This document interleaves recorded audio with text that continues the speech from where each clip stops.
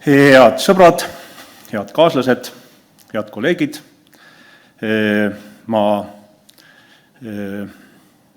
tunnustan teid selle 30 aasta eest ja soovin õnne. Ja tänan Tambet sind, et sa helistasid mulle ja palusid siin esineda. Mul on selleks suur au ja suur rõõm seda teha.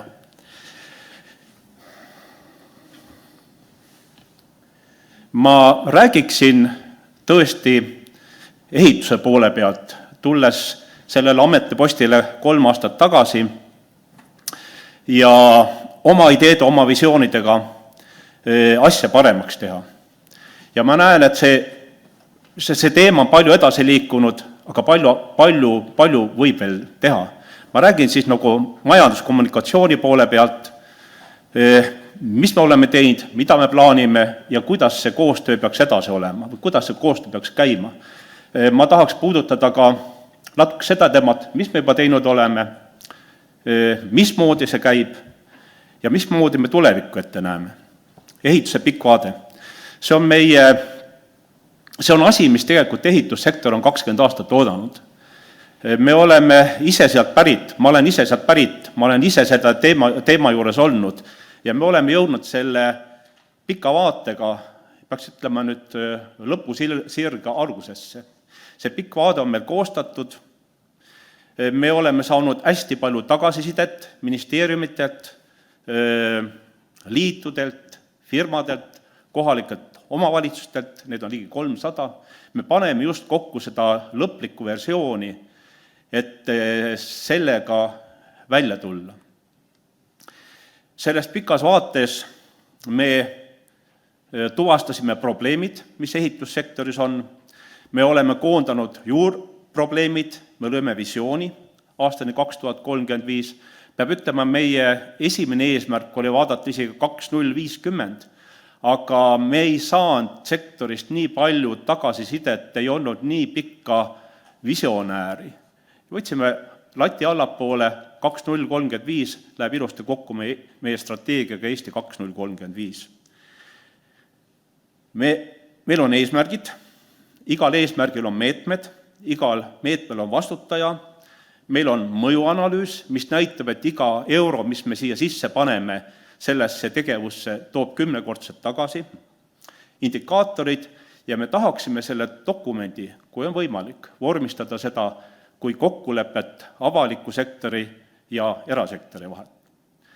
Sellist asja vist Eestis ei ole tehtud, aga mujal maailmas on, näiteks Inglismaal, ma tean, on sellised kokkulepped olemas. Äkki me saame sellega hakkama, oleks päris tore. Me nimetame seda 7 suureks sammuks, hea slogan, 7 suurt sammu astuda selleks. Need juurprobleemid, mille juures ehitussektor seisab ja mis tema arengut edasi takistab, me oleme koondanud 2. Selleks on kvaliteetse elukeskkonna loomise alustalad on puudulikud, alates seal pikaajalisest kontratsüklilisest planeerimisest kuni siis targa tellija kontseptsioonini. Ja ehitussektor ise tunnistab, et tootlikkust on vaja tõsta. See on tegelikult väga hea lähtepunkt selleks, et edasi minna. Ehitussektor ise tunnistab seda. Ja meie 7 suurt sammu, mis me peaksime astuma, on siin kirjas. Kvaliteetse elukeskkonna alustalad ja kujundamise põhimõtted kokku leppida, et meie plaanid oleks pikaajalised ja kontratsüklilised ja oleks kooskõlas riigi strateegiliste plaanidega, et oleks meil tark tellija ja ka järgne tellija teab, mis see tark tellija tahab ja kui avalik sektor läheb eespool, siis erasektor tuleb sinna järgi. Ruumilise arengu, kohalik omavalitsus on ruumilise arengu kujundaja, sest riik annab seadused, loob tingimused, aga kohalik omavalitsus oma otsustega kujundab ruumi. Et oleks tagatud ringvajadus, et ehitussektor toimuks tõhusalt. Ja kõik, mis puudutab ka haridussüsteemi.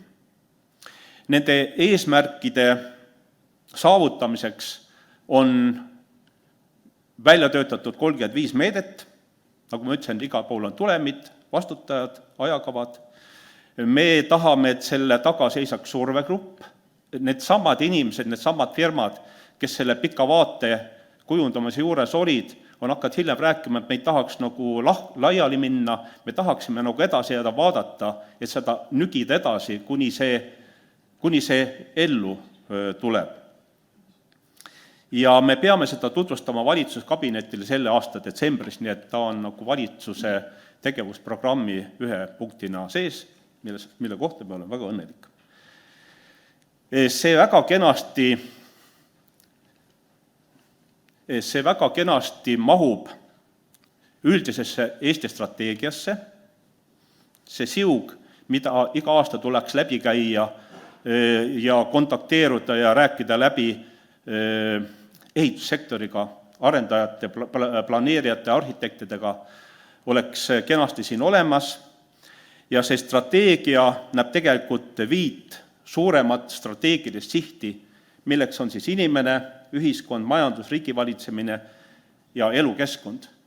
Kusjuures elukeskkonna jaoks on väga tore pilt, mis ma olen alati kommenteerinud, mis see elukeskkond tähendab. See tähendab tegelikult loodust, puid, kodu, transporti, transpordisüsteemi, hooned, kus sa töötad, hooned, kus sa puhkad, energeetikat ja kogu see asi kokku moodustab elukeskkonna. Selle elukeskkonna kirjeldus on tegelikult meil riigis puudu, kuigi väga-väga paljud grupid, dokumendid viitavad sellele. Ruumiloome ekspertrühm, Eesti inimarengu aruanne üheselt räägib sellest, et see aitaks kaasa meie ühiskonna järgmiste sammude tegemisel, meie oma pikk vaade. Et ma olen suhteliselt kindel, et meil tegelikult on vaja ellu kutsuda parima elukeskkonna arengukava, see on meie kohus seda teha, et me teaksime, mismoodi teha. Ja läbi selle me teineteist tunnemegi, läbi ühiste tööde, ühiste töövõitude, läbi vaidluste, läbi oponeerimise, aga ikka edasi minnes.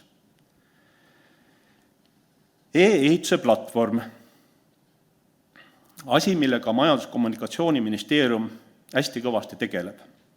Selleks, et ehituse elukaarega seotud andmed oleks usaldusväärsed ja nad liiguksid osapoolte vahel kadudeta. Me alustasime ehitusregistrist. Siin ta on natuke karvane, aga ta ongi pildina. Ehitusregister oli meie häda ja õnnetus. Aga seda hakates vaatama, hakates mukkima, mudima, saime aru, et tegelikult ta on keskne osa kogu Eesti ehituses ja seda korda tehes me saame hea tööriista poliitika kujundamiseks. See ehitusregister, me võtsime kätte ja lammutasime selle ehitusregistri nii füüsiliselt kui ka mõtteliselt osadeks. All on andmebaasid, keskel on teenused, üleval on siis kasutajaliides. Me lõime teenused, me lõime ja lööme praegu neid teenuseid mikroteenusteks, juppideks. Iga teenust on siis võimalik eraldi arendada, välja vahetada ja me ei pea alati suurt monstrumit parandama, mis oli üks suurim õnnetus meil, et kui me kuskilt nurgast midagi parandama hakkasime, siis tegelikult selgus, et neid siirdeid ja sisendind on kuni lõpuni välja. See töö on nüüd käinud kuskil 3 aastat, ta hakkab tegelikult nüüd varsti välja paistma alles. Et tegelikult me oleme nagu kapoti all mootorid parandanud ja nüüd me jõuame salonge ja roolide juurde. Aga see, et me lõime ehitusregistri teenused mikroteenusteks, andis tegelikult meil võimaluse asja laiendada, asjaga edasi minna ja lisada sinna uusi teenuseid. Näiteks võrgurajatiste andmebaas, selle töö käib praegu, need on joonrajatised, mis on nii maa all kui ka maa peal. Isegi kui me loome ainult tühjad sahtid ja me peame mõtlema, kuidas me sinna informatsiooni sisse kogume, siis tegelikult see alus on juba loodud. See töö praegu käib. Näiteks BIM või ehituse infomudelist automaatselt andmete saamine ja isegi automaatselt ehituslubade menetlemine või kasutuslubade menetlemine. Ka see töö praegu käib. Selle töö tegijaks on Eesti ja Hollandi ühiskonsortsium. Näiteks 3D kaksik. Tambet rääkis siin 3-mõõtmelisest asjast. Ehitus ilma teise või ilma 3. mõõtmeta on tegelikult, võiks öelda, et isegi arusaamatu, miks. Ehitusel ja meie silmadel on 3 mõõdet. 3D kaksiku arendus praegu käib. Me kasutame hästi palju andmeid Maa-ametist, Maanteeametist ja teistest registritest. Või siis detailplaneeringute menetluskeskkond, Rahandusministeeriumiga tore koostöö. Register on üks, menetluskeskkond teine, mis peaks kogu sinna süsteemi sisse minema. Ja miks mitte tuleviku erasektori teenused, mis selle platvormil võiks käia ja Eesti inimestele, Eesti firmadele tulu tuua. Ja kogu seda asja me nimetame e-ehituse platvormiks, mis tegelikult pole mitte midagi muud kui ühine filosoofia, stiiliraamat, ristfunktsionaalsed nõuded, arhitektuur, kokkulepped. Mõni sõna ja palju pilte 3D kaksikust. Selle prototüüp on loodud, selle kaksiku lõpetamine on just käes. Et kontrollitakse, vaadatakse ja et see ka ilusti igal pool töötab. Tegelikkuses me 3D kaksikuga ei loo mitte eraldi uut super andmebaasi, vaid me loome süsteemi, kus erinevatest registritest, infobaasidest, infost me koondame informatsiooni kokku. Selleks on vaja jälle ühised reeglid, kuidas me seda teeme, ja ühised kokkulepped, kuidas see info hoitakse, kuidas ta liigub. Aga tegelikult on see nüüd juba reaalsus. Me oleme seda teinud üle terve Eesti, mis on jälle unikaalne tegelikult kogu maailmas. Need 3D kaksikud on tehtud üksikute linnade jaoks, nagu näiteks Soomes, Hollandis, aga meil on võimalus teha terve riik, sest meil on andmed terve riigi käes tegelikult olemas. Ja siin ta hakkab siis tulema.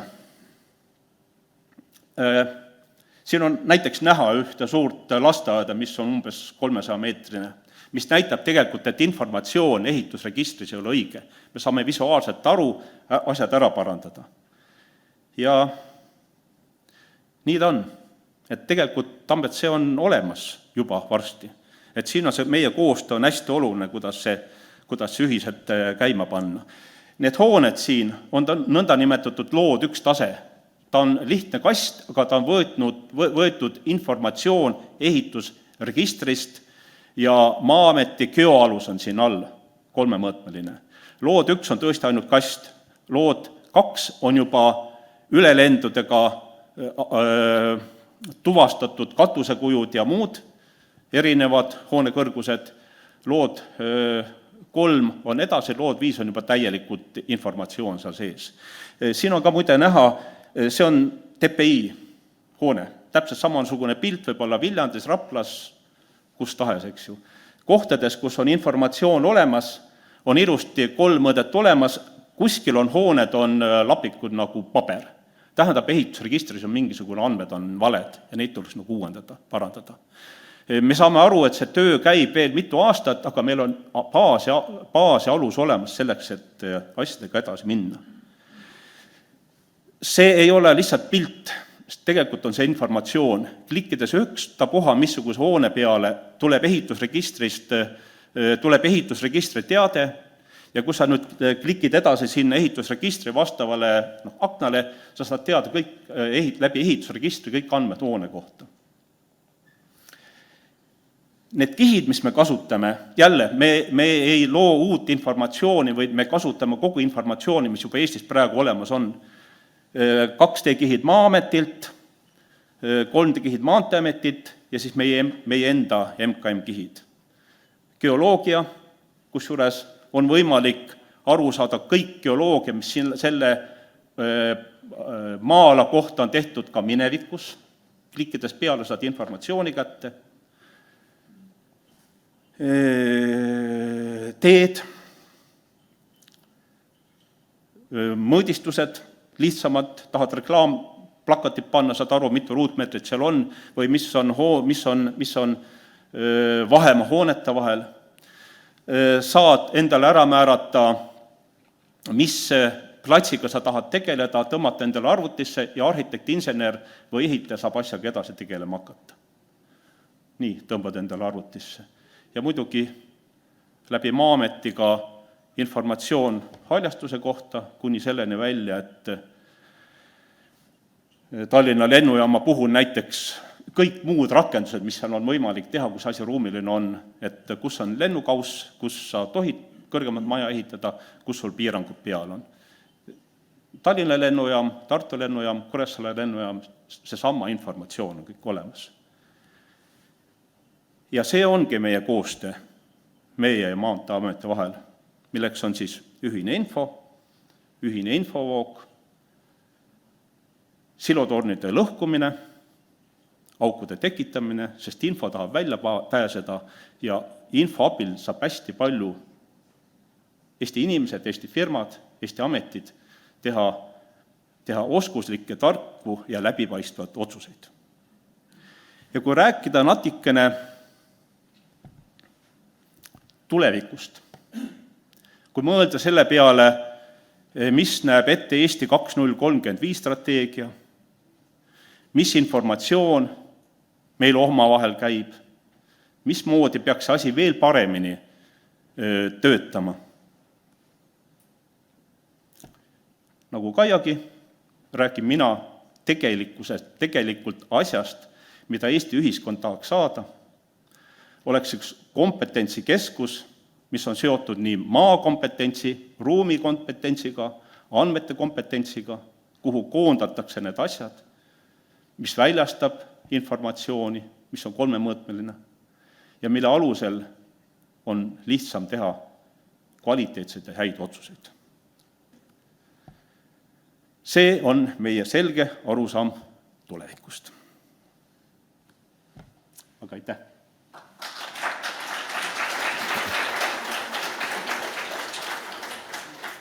Aitäh visioonika ettekande eest! Aitäh, väga hea ettekanne. Keegi ei küsi. Ma sellepärast võtan sõna ja tunnustan väga seda tööd, mis viimastel aastatel on tehtud. Ma vaatan väga positiivselt sellele ambitsioonile, sellele eesmärgile ja teekond pikk. Aga siiski ma küsin. LOD, see on Level of Details ja see valik on praegu number 1 ja lihtsamalt peabki alustama, et keerulisema peale minna. Aga milline peaks olema see ambitsioon selleks, et tõesti ehitusluba ja kasutusluba sellel põhjal menetleda? Ma arvan, et LOD on natukene vähese detailsusega, et kus ja millal tuleb vähemalt LOD number 3? Jah, see lood 1 oli meil siin pildi peal, lood 2 tuleks ehk nendest samadest ülelendudest, kusjuures ülelennud on sellegi poolest siiski staatiline pilt, mida me saame nagu kuplina peale panna sellele lood 1. Kogu see 3D platvorm annab võimaluse ka väga täpsete BIM-mudelitega süsteemi tulla, ehituslubasi saada. Et tegelikkuses juba siin me anname selle võimaluse, et insener, projekteerija, arhitekt oma hoone paigutab õigesti siis õigesse kohta, kus ta saab aru, kuidas vaated on ja ta saab seda näidata, kuidas vari liigub, kuidas päike paistab siin talvel ja suvel. Need tegelikult see võimalus oleks olemas. Ja see on see meie teine arendus, mida me nimetame automaatsed ehitusload, ehitusteatised, kasutusteatised läbi BIM-mudeli. Need on juba hästi täpsed mudelid, mis süsteemis võiksid olla ja mida ka siia võib paigutada. Nii et tegelikult need arengud on olemas. Samas me saame muidugi aru, et see ei teki kõik ühe korraga. Me nii, et nügime seda asja kogu aeg. Aga meil on tööriistad nüüd olemas. Kui ma nüüd loodan, et vastasin sulle. Aitäh. Aitäh, suurepärane ettekanne. Aga minu küsimus on põhjustatud sellest, et Eestis on endiselt veel päris palju inimesi, kes tegutsevad printsiibil tehtud mõeldud. Ehk et nad kõigepealt ehitavad ja siis vaatavad, et kas nad saavad seda asja üldse seadustada. Et kus kohas on mõeldud võrrelda selliselt Maa-ameti ülelendude andmeid ja ehitusregistri andmeid, kus oleks väga selgelt ja lihtsalt aru saada, et millistel ehitistel on siis kasutusload, ehitusteatised, mingid dokumendid antud ja mis on see reaalne pilt, ehk et kus on nii-öelda seaduslik ehitis dokumentidega, lubadega ja kus on ehitis, mis küll reaalselt eksisteerib, ehk et mis on tuvastatud Maa-ameti ülelennuga, aga millel mitte ühtegi ainumastki mitte mingisugust luba ei ole. Kas selle peale on mõeldud koostöös Maa-ameti ja siis ehitusregistriga? Lihtne vastus, jah, on mõeldud. Suurepärane. Ma ehk ei oska ära seletada tehniliselt, kuidas see asi käib, aga ideoloogiliselt ma saan sellest tõesti aru, siis jälle kõik andmed on olemas. Ülelend näitab hoonet, ehitusregister on tühi, kui nüüd üks arvuti oskab vaadata, et seal pole mitte midagi, annab punase noolekese, punase hüüumärgi, et näe, siin on probleem, tehke korda. Nii et me on mõeldud ja koos Maa-ametiga me teeme seda.